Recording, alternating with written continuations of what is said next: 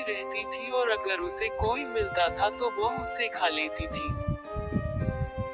यही क्रम सालों चलता रहा, इसलिए कोई भी आदमी उस जंगल में नहीं जाता था। एक दिन मोहन बाहर से आ रहा था। उसे जंगल की चुड़ैल के बारे में कुछ भी पता नहीं था कि इस जंगल में चुड़ैल रहती है। जब मोहन जंगल में प्रवेश करता है तो चुड़ैल को इंसान की आहट हो जाती है और वह चुड़ैल सोचती है कि बहुत दिनों बाद आज मिलेगा मुझे भोजन।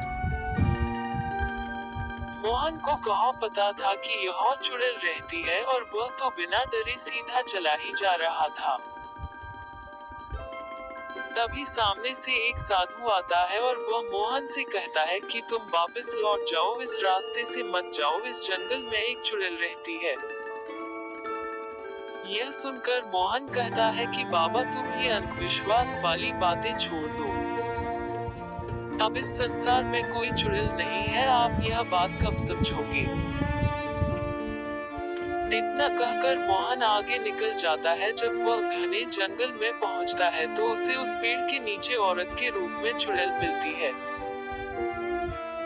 और वह सोचता है कि इस संसार में अंधविश्वास वालों की कमी नहीं है। देखो वह बाबा इस औरत को चुड़ैल कह रहा था।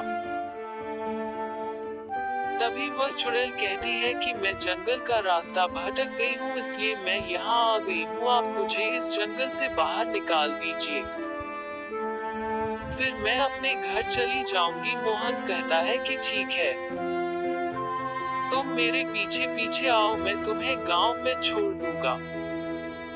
और वह चुड़ैल उसके पीछे पीछे चलने लगती है और वह चुड़ैल का रूप ले लेती है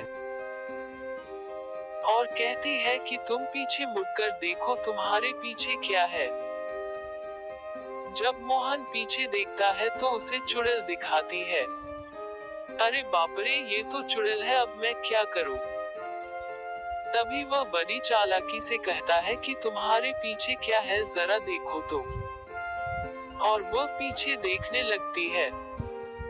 तभी मोहन दौड़ते हुए अपनी जान बचाकर भाग जाता है।